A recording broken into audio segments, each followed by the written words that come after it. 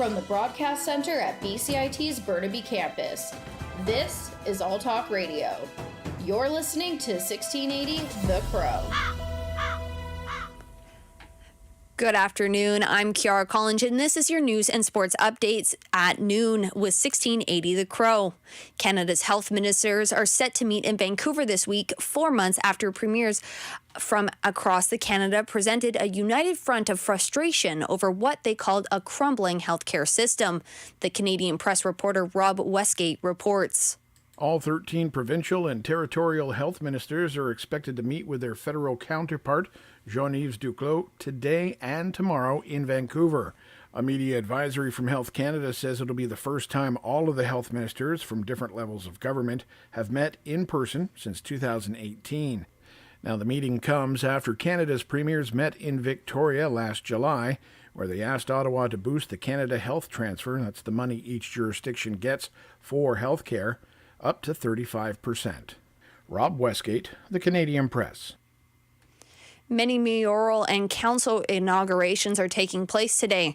Vancouver will be conducting their ceremony at 1:30 today. Ken Smith will be sworn in as mayor of Vancouver. Surrey's ceremony is happening tonight at 7 p.m. Brenda Locke will be re-sworn in as mayor of Surrey. BC Ferries have just announced 2 route cancellations from Horseshoe Bay to Departure Bay and Horseshoe Bay to Langdale due to poor weather. These 2 sailings have canceled their sailings for the remainder of the day. Federal Health and Addictions Minister Carol Bennett announced a funding to combat stigma around chronic pain. Jasper Chu has more. The federal government has announced funding to expand Pain Canada's programs of pain management options and best practices awareness. The network, which is run by the organization Pain BC, will receive $4.5 million in funding for the expansion. Carolyn Bennett, Federal Mental Health and Addictions Minister, explained that the education Pain Canada disseminates is important to helping those receive the necessary care. We believe that it's really important that all family doctors, that the kind of education that Pain Canada will now be able to disseminate is going to be very, very important in terms of people getting, as we continue to say, the most appropriate care in the most appropriate place by the most appropriate provider at the most appropriate time. Bennett adds that pain management is a necessary part to providing a holistic approach for all Canadians in healthcare. She explained that they are pursuing a bottom-up approach to build local community and peer support systems to help destigmatize the conditions surrounding chronic pain. This is Jasper Chu for 1680 The Crow. Jasper Chu joins us now. So, Jasper, what else has been announced in terms of addictions to counter chronic pain? So outside the $4.5 million announced to combat national chronic pain, an additional $520,000 was announced for a program run by Pain BC to improve access to chronic care services for those who are Two-Spirit, LGBTQIA, Punjabi, Arabic, and Chinese. Why did the Minister Bennett say that they are working to destigmatize chronic pain? Because a lot of those who are suffering chronic pain are not prescribed medications strong enough to counter the symptoms or no longer are taking those medications. So because of this, many are forced to turn to illegal toxic street drugs to properly counter the symptoms of chronic pain. Bennett explained that those who have been seeking such out have been diagnosed with drug-seeking behavior when it's really the chronic pain these individuals are trying to fix, thus contributing to the stigma. Thank you, Jasper. You're welcome. Education workers will be returning to work tomorrow after a 2-day walkout prompted by the government legislation that bans strikes. Premier Doug Ford says the bill will be repealed.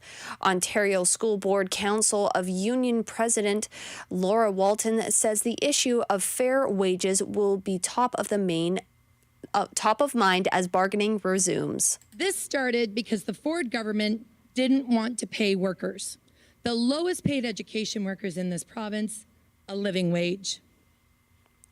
The education worker earned $39,000 per year on average. The mayor of Windsor, Windsor, Ontario, says that he supported the federal government's invocation of the Emergency Act on February 14th.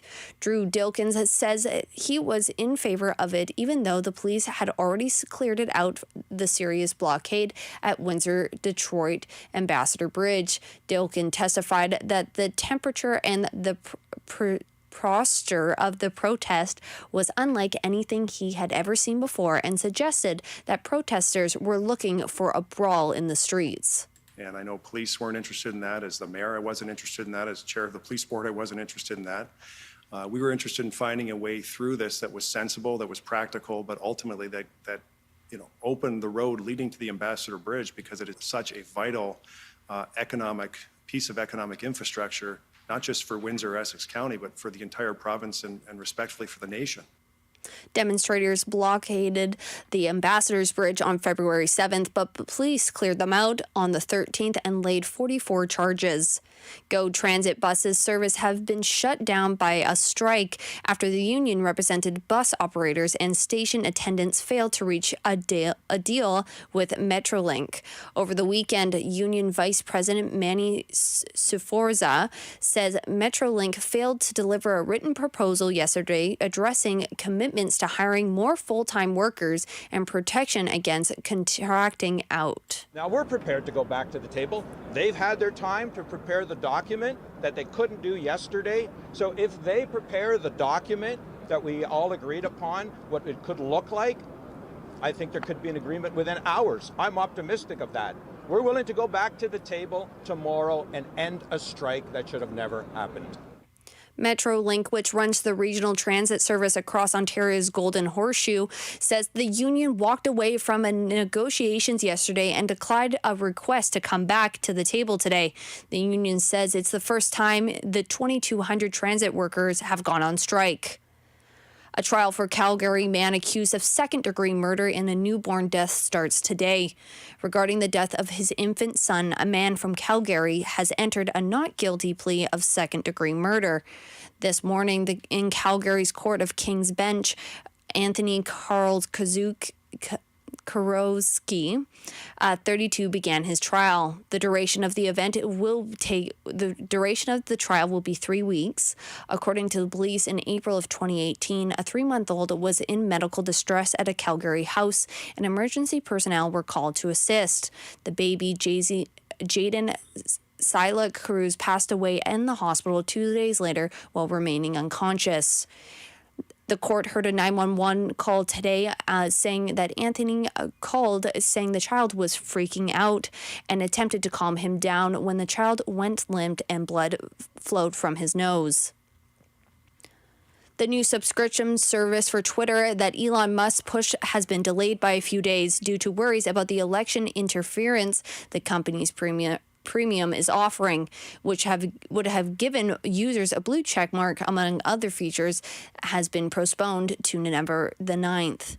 Now in sports, the BC Lions have moved to the Western Finals after defeating the Calgary Stampeders on Sunday, 30-16. BC Lions will now be facing Winnipeg Blue Bombers on November 13th in Manitoba. The BC Lions have moved to the Western Finals after defeating them. The at-home win is celebrated in front of a stadium around 50,000 people. Coach Rick Campbell talks after the game about the atmosphere the fans created. I think it's really cool, the atmosphere. That's a real deal atmosphere. The fans were fantastic. They were good all year, and obviously when you just get more of them and it's a bigger crowd. Boston Bruins president Cam Neely said the team dropped the ball with their decision to offer a contract to 20-year-old defenseman Mitchell Miller. The contract was offered to him on Friday but was taken back late Sunday after the Bruins received a heavy criticism from their fan base on their own players. Miller was selected by Arizona Coyotes in the 4th round of 2020 draft, but they recalled his draft rights due to a prior incident of bullying. Miller had bullied a black classmate with a development disabilities in middle school. The Toronto Raptors take on the Chicago Bulls tonight in the second game of their back-to-back matchup series. The Raptors defeat the Bulls 113-104 last night, despite their absence of their leading scorer, Pascal Siakam. Siakam will remain out of the lineup for at least another 2 weeks. Following their 3-game miss due to a sore lower back, Fred VanVleet will return. I'm Kiara Collins, and this is your news update with 1680 The Crow. Stay tuned for more on BCIT's 1680 The Crow.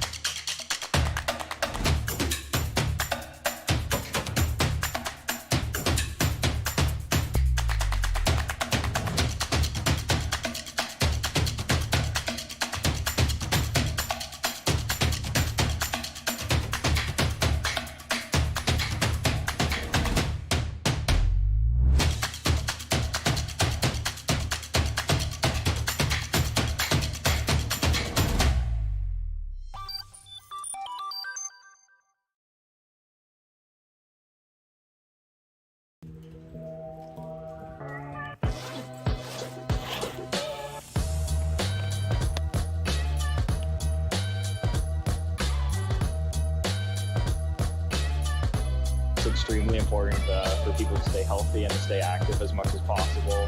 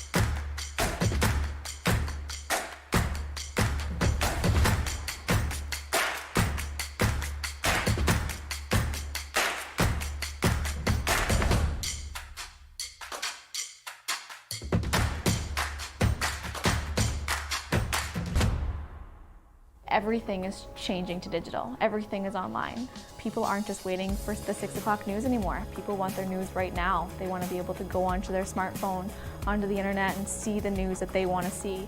Vancouver is growing at, a really rapid rate, the Lower Mainland even, and with the tools that we're given here, we're able to cover all of that.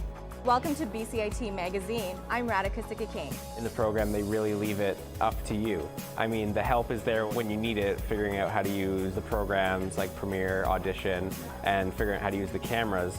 But it's up to you to sort of experiment and figure out what you can do when you go out in the field. They brought candles and flowers to remember the student who lost her life yesterday. Theresa May says the international community condemns Moscow. They really make sure that you know the basics and you are able to put out a quality product. I'm Brady Tretanero. And I'm Radhika Siggi-Kane. Thank you for tuning in to BCIT Magazine.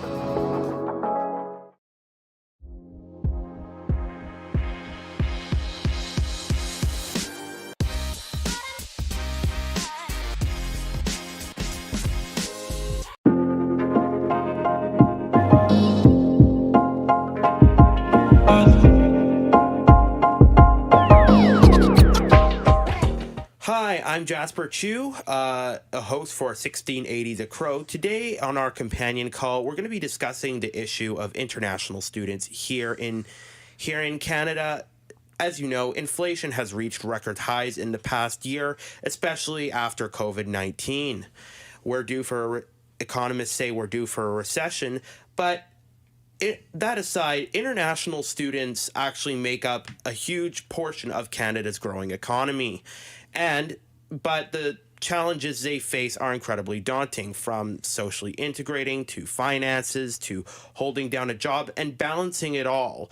I have two individuals with me today who can speak about their experiences they faced as international students coming to Canada. The first is Dwaniel Tucker, a former international student at Farley Dickinson University, who's currently a systems administrator for the Network Music Group, and Zarif Arab, a former international student at Capilano University, who currently works as a trust services officer at Canada Western Trust. You two, welcome on the show. Thank you for having us, Jasper. Thank you. So, the first point I wanted to touch on is most international students see coming to Canada as a stepping stone to permanent residency. What made you guys want to come to Canada, become an international student and work up to permanent residency?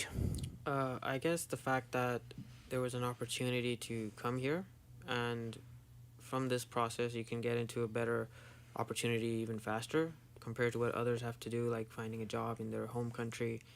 Perhaps the standards are not up to what the standards are in North America, so it feels like it might be a bit more difficult.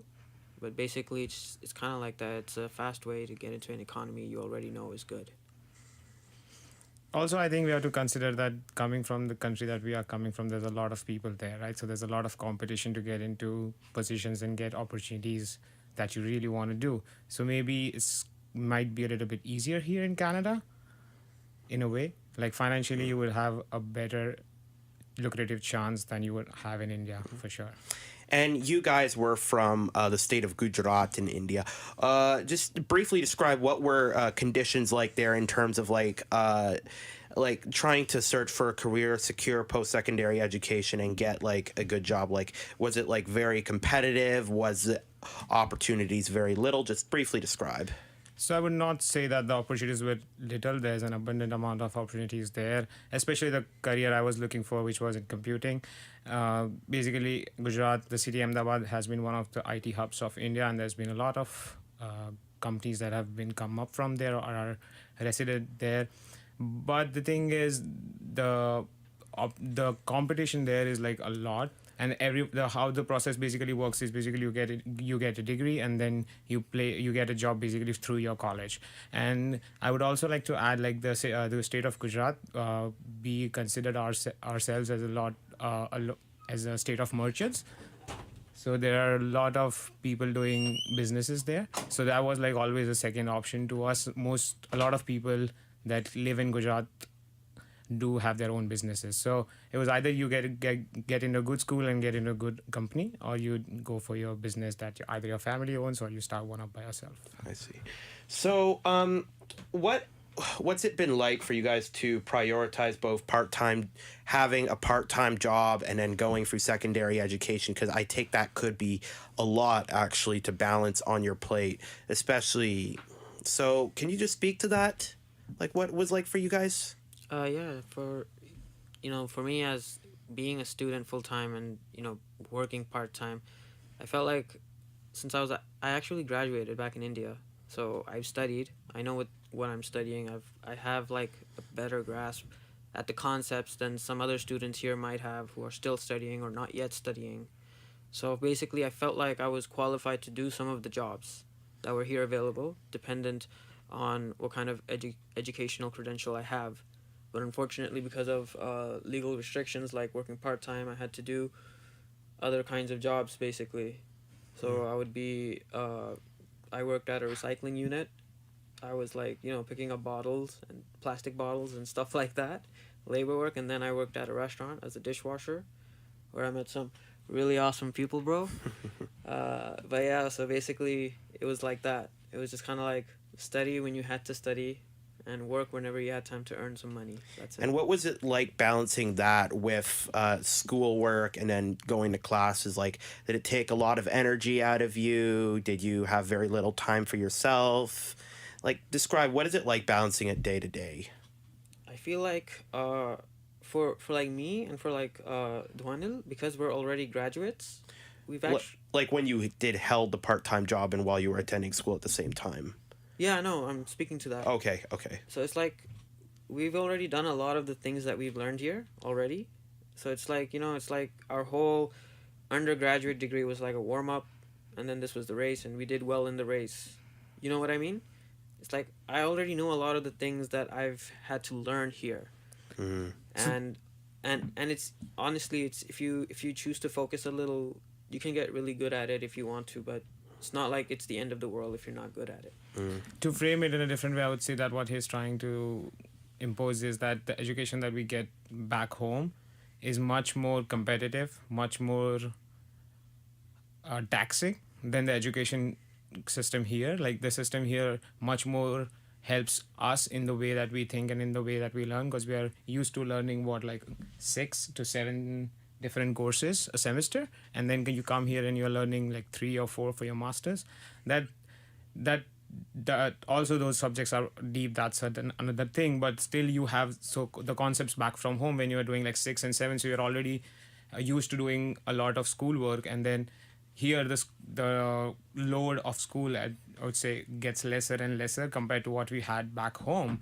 And then you add on to that the part-time jobs that we did. I started working in a restaurant, funny enough, in the food business. And it's a day-to-day, I would say, was more like, I would not consider it for day-to-day, more like a week to week was the whole schedule, because you would be like going to school like 4 to 5 days a week, and then you also be working like 4 days a week at least. And it would be like you would be juggling from either you go to class and then you directly go to your work, or you go to work and then do a class, or you do your work in between your classes. Yeah, it was a crazy couple of years, but I think what we get at the end of it, the benefit, the rewards are better or are worth it, I'll say. So what were some personal or financial sacrifices you guys had to make to like pay rent, afford the cost of living, and pay tuition? Like, I know back in 2019, 2018, inflation isn't as high as it is now, but you guys must have had your own story to tell with regards to this issue. Like, what challenges or issues did you face? I think there was a big shock I got when I came to Canada, because there's one thing that a lot of people don't know, that we have the opportunity, as he said, to come here.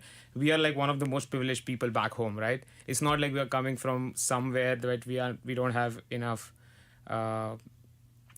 amenities, basically, right? So when we come here and we try to fit into this new economy, which is much more powerful than ours, then suddenly our standard of living, what we had back home, degrades to a very lower level here. And then that's why I think that's what's like a big shock that you just get, because back home the picture that's printed into your head about going overseas or going to Canada is that you are going to have a much better standard of living. But when you come as a student, initially the first 2 to 3 years, whatever you're studying for, is not a very great quality of life. And I think a lot of it may be due to the working restrictions, because you can't make money here, and if you bring money back from home, that's like the conversion is crazy, and then you're spending a lot more money back home than you're supposed to.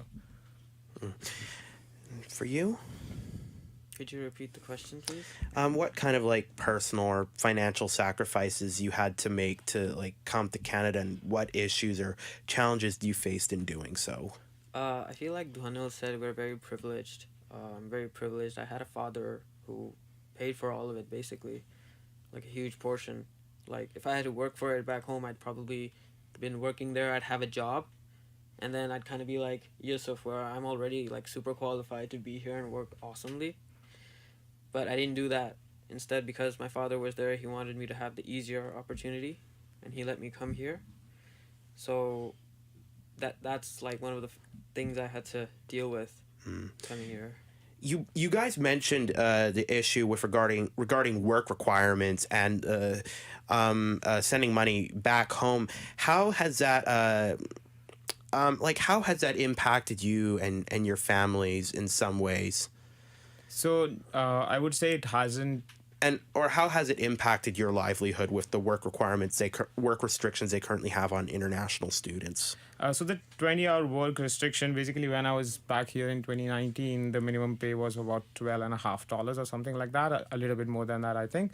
And then I would say I was making about $1,100 here living in Vancouver, and that's kind of tough if you think about it, because $1,100 in Vancouver is not a lot. The rents here are crazy. The cost of living is very high. I was sharing an apartment with 4 people, and then you have to let go on occasional recreational activities, right, for a few years, because all your money is either going to rent or either going to food or all other things. And spending money back home was never an option for me when I was studying here, when I was basically a student. But now that I've finished studying, I think I help out my family back home, sending some money, and I'm sure they appreciate it. Probably doesn't make a big difference to them on their day-to-day basis, but it's surely something that adds up to it. And Zarif? Yeah, I'd say the same. I feel like when I was earning like part-time, whatever I would get, I felt like because I had like some assistance from before, I was able to go through it more smoothly. Otherwise, I'd feel like I really wouldn't have saved much, and then I'd take some time just to pay off what I learned, like the cost of studying. And for us, it's like sometimes 3-4 times as high for some reason. So it feels like we're starting with less and we're being charged more. Yeah, Vancouver is actually among the second most expensive city in Canada and one of the most expensive and a top 10 most expensive in North America. You'd basically have to be a millionaire of some kind in order to rent comfortably here.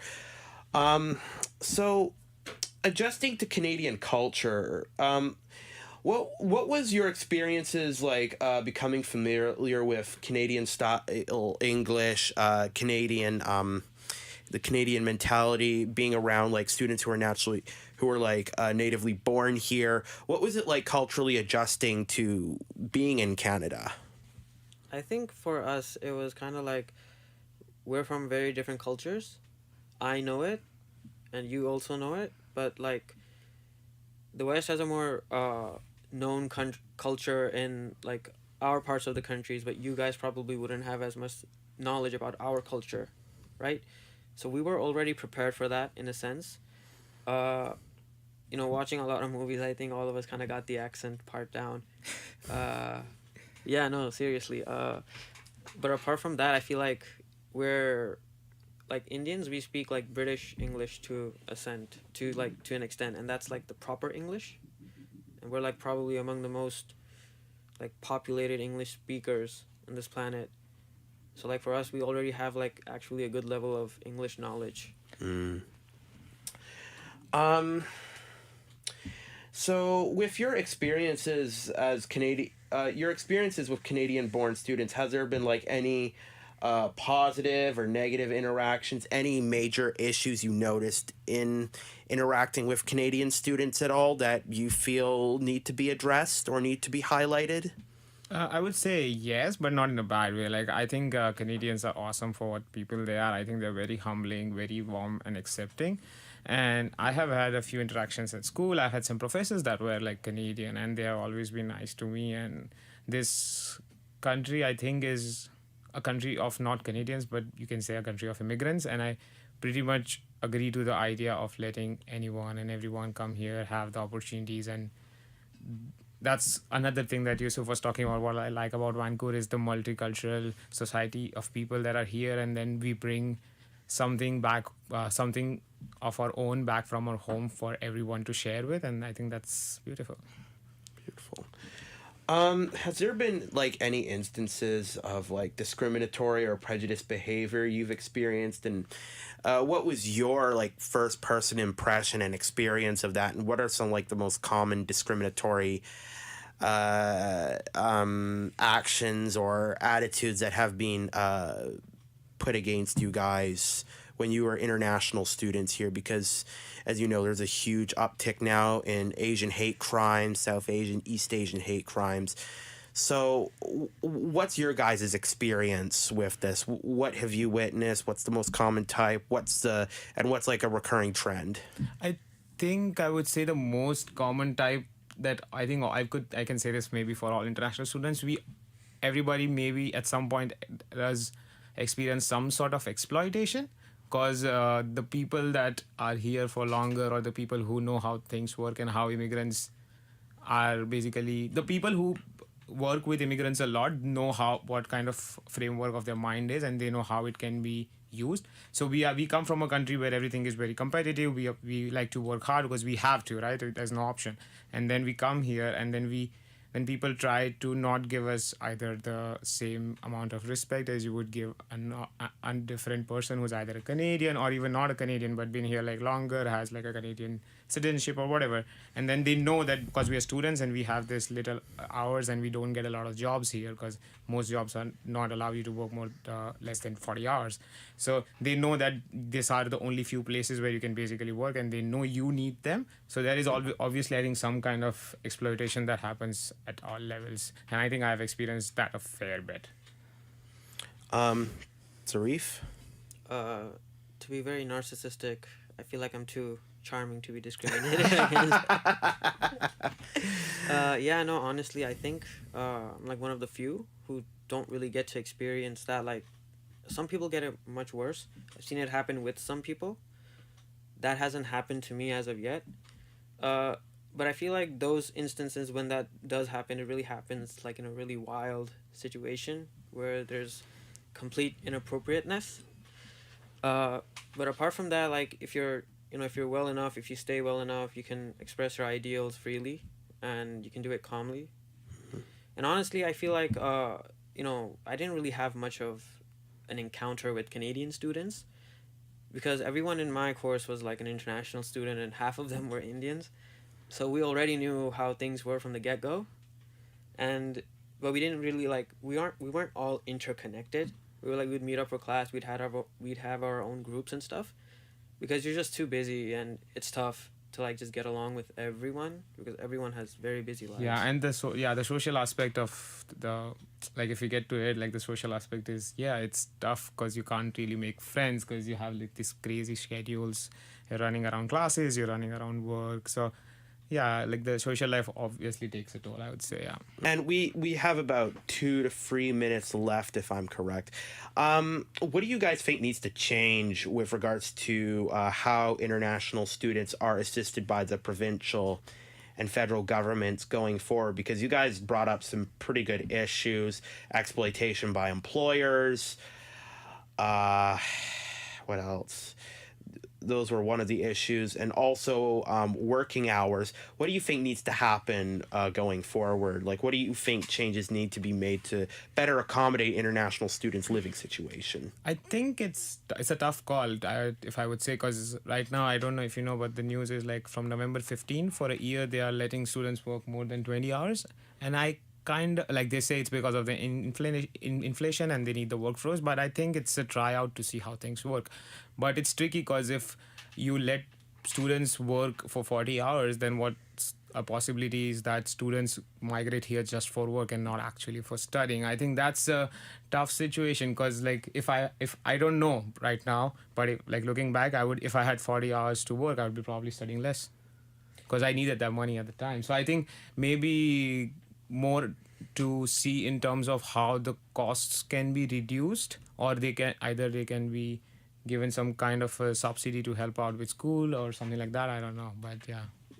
I feel like if they didn't charge international students more, and if we didn't have this working restriction on us, we would probably be able to pursue certain opportunities that would otherwise be available to us, or we could pursue in a manner of speaking, but we are not able to because people don't prefer students as employees. Like for us, we have restrictions, so there's this whole legal aspect. And also I think there's kind of like this belief that you need to have Canadian experience. However, I feel with the experience that I've had in India, I think it's more than enough. Like, it's far more I would say it's far more beneficial to companies here that we have experience back home because we know different processes and different workflows. I feel like coming here, you're a more focused person. You don't really care about all these things that are happening sometimes. You just want to like, I want this, I want that, I need this, I need that, and you're doing that, you're focusing on that, you're not worried about these external issues that much. Well, I want to thank you guys so much for coming on the show today. This is a very pressing issue, and having your guys' perspective is very invaluable to this ongoing discussion about how to fix it. Zarif, Dakar, thank you so much for coming on. I hope you guys have a great evening. Thank you, Jasper. Thank you for having us. You're welcome.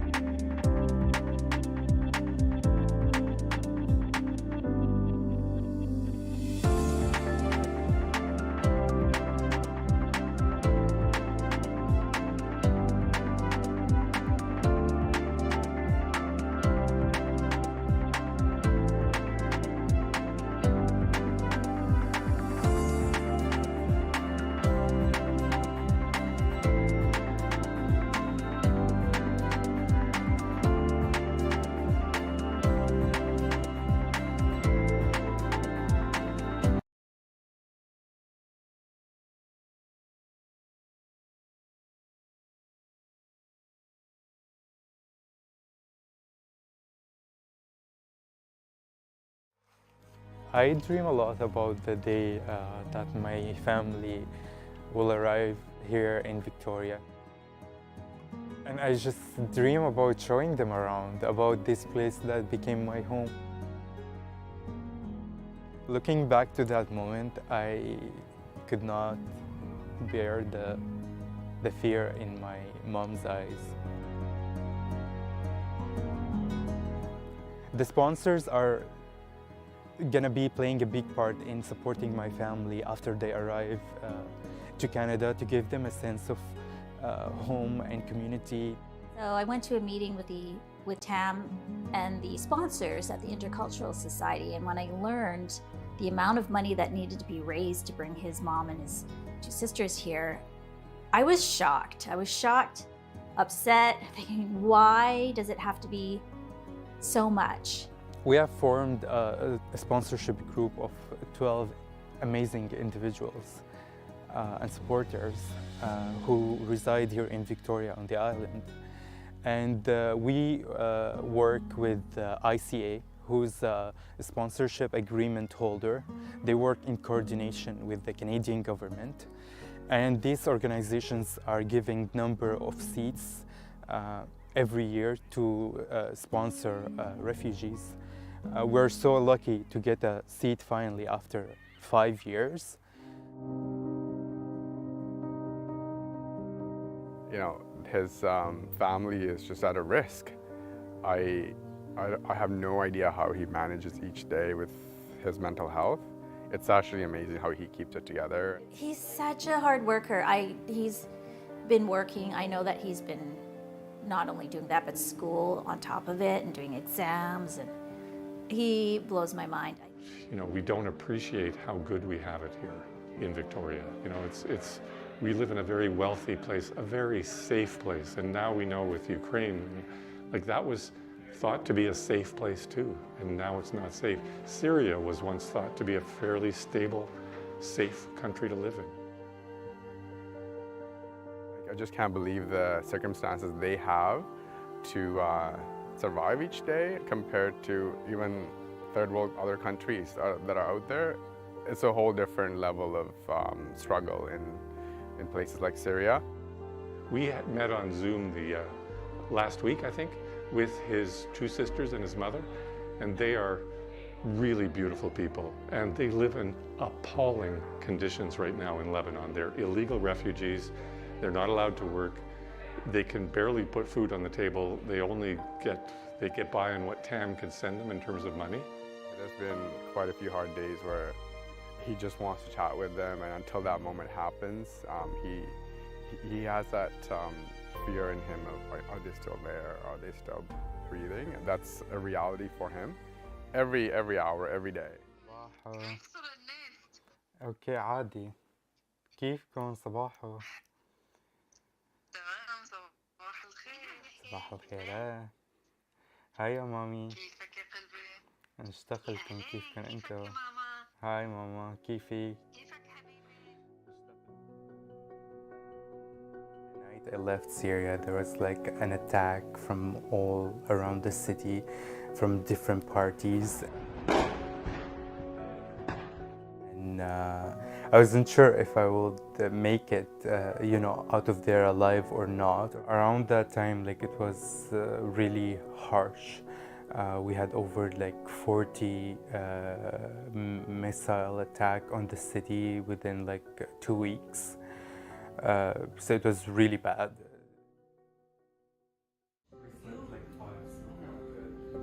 Maybe you need a nap, just go nap. Like a snooze. Like a minute nap, snooze. No, but also like you plan a lot, so I think you should have it. And the mix. My mom taught me how to make Syrian bread. I used to just watch her make it every Friday or Thursday for the weekend. So, what are you worried about? What are you worried about right now? I want to just make sure everything lines up tomorrow morning.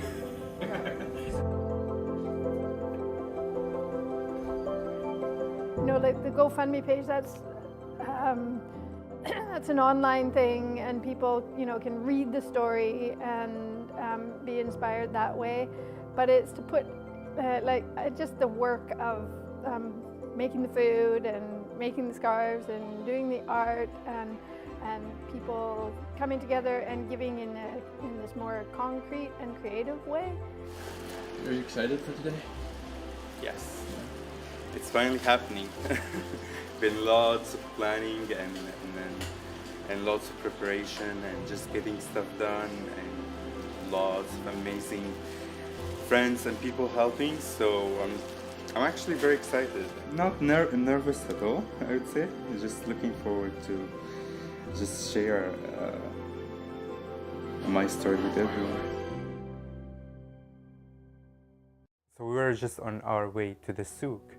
Like I had that feeling in my gut that don't go using that road. When I go, I felt like strongly that we should use a different route to get there. And I was telling my mom, we're almost arguing in the street, no, I don't want to go there, let's take the other one. So I insisted. Not even a minute later, just hear a high pitch bombing.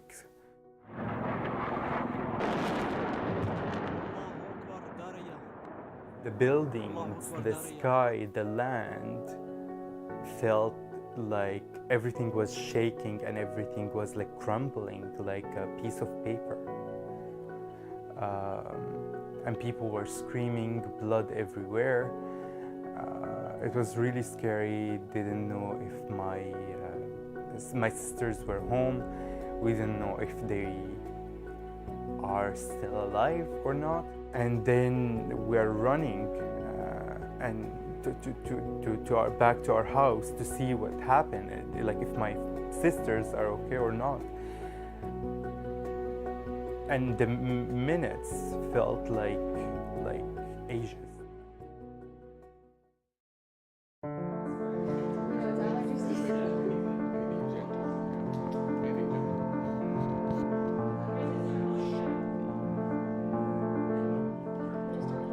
Just lots of mix of emotions, happy. Feels like home actually, with all the people, the love, really good. All three of my daughters will be here today at one point or another, either as artists or organizers, and we all live in the same city and I see them frequently, and I just can't imagine being separated from my family as Tam is from his.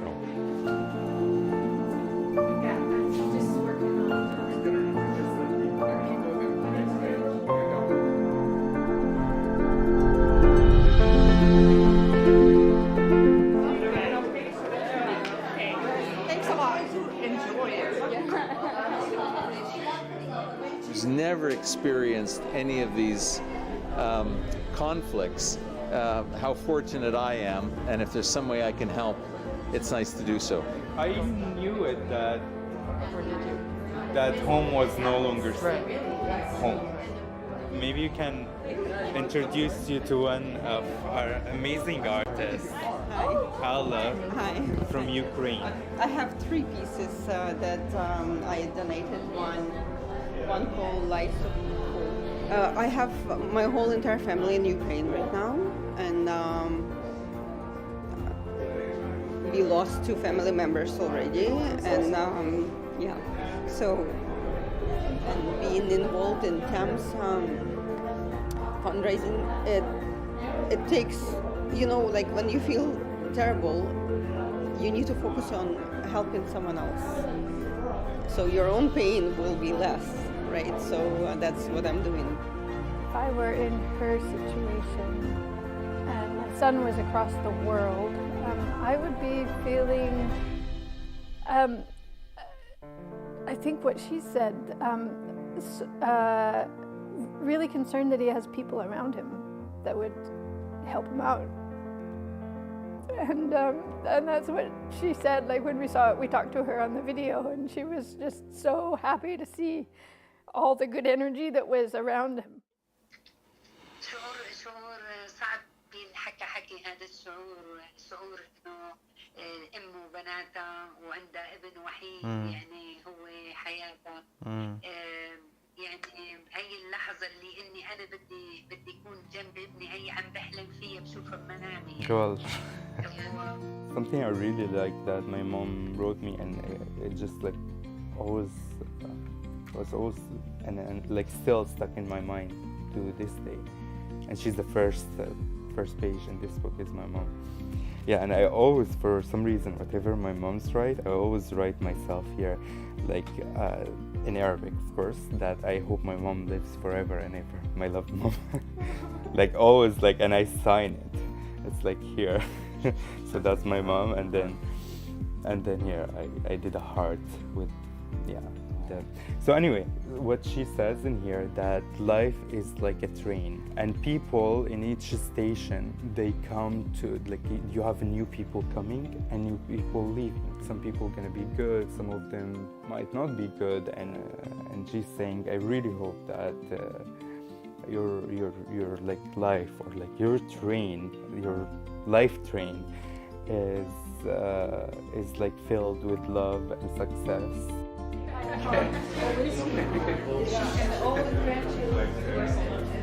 Sold out. Yeah, sold out.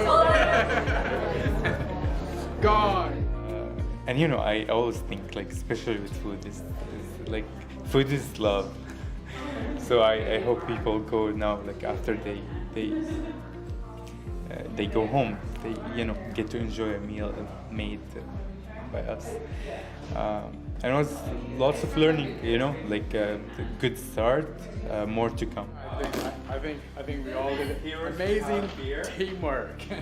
I booked off 2 of my shifts from the hospital so I can be here. But yeah, we all sacrificed time, but it's worth it. We're trying to do something beautiful and amazing, all in good hope and faith for Tam's mom and 2 sisters. And it'll be incredible once it all falls through and they're here safely. They're awesome. Like, sort of like, they're more inspiring than I even expected. Like, they're so bright and hopeful and laughing and smiling and just really enchanting people. And it made me think, oh my goodness, what is, especially as sisters, what are they going to do when they get here? I think they're going to just really do awesome things and really contribute here. So I look forward to meeting them. We just saw my sisters. They were like, they had minor injuries, but we were like crying, all of us, and we held each other and just like grabbed into them. Like it felt like we've lost them, and then we've got them back. That day I will never forget. Yeah, I will never forget that day.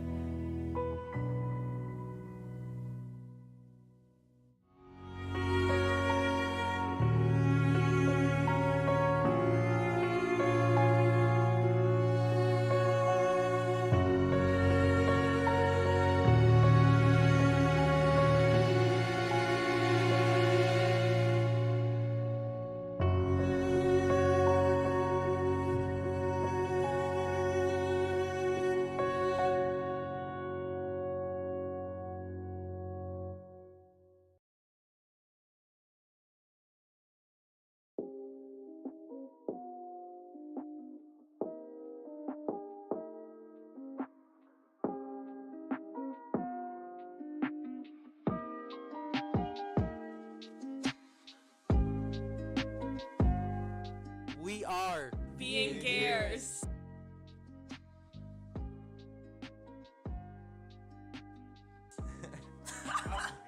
That's cool.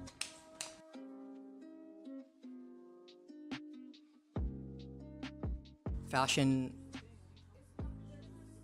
is a foundation of being gears, but I think it's also like one of the greatest factors that will even start discussion about being gears. What makes this group so special is because like they have their own identity, you know what I mean? Everybody has their own personal styles, they have their own special talents and their own creative endeavors. And I don't know, we're like the Avengers, dog. Yeah, we're. Who's who? I'm like. Black Widow. I'm like Thor because I'm the strongest, and. One of my biggest wishes is to, work with a bunch of little gears so we can change a big group of gears and even affect the bigger gears out there. All of us are so individually different that we fill gaps in all of us. So I feel like in that aspect, we're flawless. When we're having meetings, some of us are thinking so forward, and then you got other people like just grounding us a little bit. And even in just like the whole dynamic is flawless in that aspect.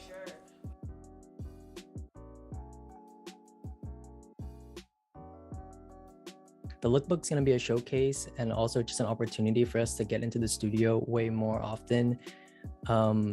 It's a very good starting ground for us to build our own portfolios and show people what we're capable of. Yeah, something like this, I would say is pretty good for tote bag. Yeah. Like, it's not stretchy, it's sturdy.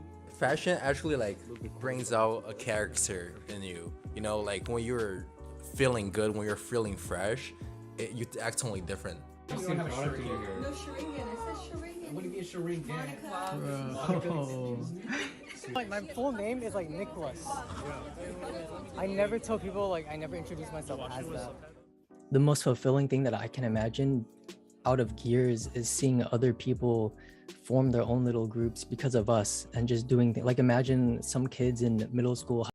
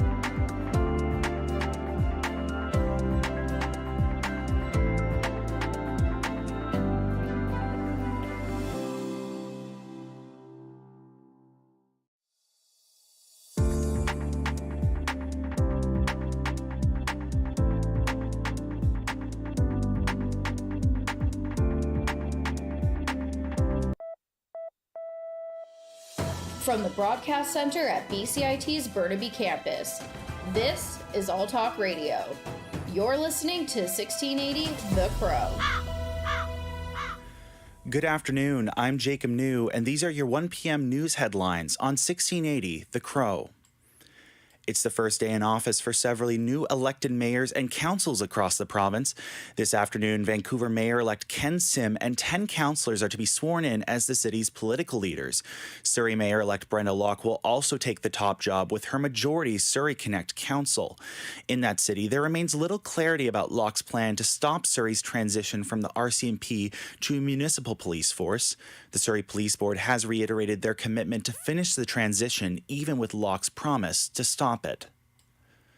Strong winds have cancelled a long list of ferry sailings between Vancouver and two coastal ports, one in Nanaimo and the other in Gibsons. Shortly after 11 a.m., BC Ferries announced all sailings between Horseshoe Bay and Departure Bay and Horseshoe Bay and Langdale were cancelled today. The corporation had cancelled morning sailings and was waiting for weather updates to determine whether boats would sail later in the day. Sailings between Tsawwassen and Duke Point terminals continue to operate, and the company is asking anyone needing to travel between the mainland and island to use that route instead. Ontario education workers will be back in schools this week. Earlier today, the Premier offered a full repeal of Bill 28 if CUPE ended its walkout, which closed hundreds of schools across Ontario. The province announced they will repeal the law next Monday. Laura Walton, president of the Ontario School Board Council of Unions, says the walkout that began on Friday will end tomorrow. As a gesture of good faith to this announcement, CUPE OSBCU will be collapsing our protest sites starting tomorrow. We hope that this gesture is met with the same good faith by this government in a new proposal at the bargaining table as soon as possible. The legislation enacted last week had restricted the ability to strike for education workers and imposed fines for each day they were off the job. Negotiations between the government and union are expected to restart shortly. CUPE says strikes are still possible if talks do not move towards a resolution fair for the union. Advice from Canada's top security agency to cabinet ministers about using the Emergencies Act was made public in hearings on the Act today. The Canadian Security Intelligence Service, known as CSIS, sent a document on February 13th, the day before the Act was invoked, warning government officials about how it could galvanize anti-government narratives and how protesters could view violence as the only solution to attempts to disperse the group. After the Act was invoked, CSIS also warned that using the Act would push more people into violent ideologies. The document showed the agency found no indications that ideologically motivated extremists were planning violence at demonstrations as of February 3rd. The document was presented to the Commission by a lawyer representing organizers of the protest in Ottawa, but was withdrawn after objection by a lawyer from the City of Windsor. The Royal Canadian Legion is welcoming back the Veterans Parade to the National Remembrance Day ceremony in Ottawa this year. The practice had been suspended due to COVID-19 restrictions in the last 2 years. Retired Chief Petty Officer First Class Jake McDavid is leading it and says many veterans come from different parts of Canada for the march and to connect with others who have served. It's rather shocking when you talk to families and veterans that have come from the Maritimes, come from Vancouver Island to participate. And the cost that they've incurred, and it's a lifetime experience for them. So we try to make that experience memorable for everybody. The parade is one of the most tangible ways for veterans to honor those who have paid the ultimate sacrifice, and for Canadians to give their own tribute. Meteorologists say subtropical storm Nicole could become a hurricane in the next few days while approaching the east coast of Florida. Julie Walker of the Associate Press has more. National Hurricane Center specialist Philippe Papin says Nicole will be far enough offshore Tuesday that it shouldn't affect voting. We won't really start to see any significant impacts from Nicole until really Tuesday night into Wednesday. But after that, Papin says Nicole will be a significant system. It could be near actually hurricane intensity as it nears the Florida Peninsula. It's expected to come ashore Wednesday in the Bahamas and Thursday along the eastern coast of the Florida Peninsula. Heavy surf and likely a significant storm surge and coastal flooding seems to be pretty likely at this point. I'm Julie Walker. It's mainly cloudy in Vancouver, and it will remain that way overnight with a low chance of showers or wet flurries. We expect a low of 3 degrees. Tomorrow brings the same, partly cloudy with 40% chance of rain or flurries in the morning, but that will clear in the AM on Tuesday. A high of 6 degrees, but we expect the temperature to drop overnight to a low of -1. Thank you very much for listening. My name is Jacob New. This has been your 1 p.m. news update on 1680 The Crow.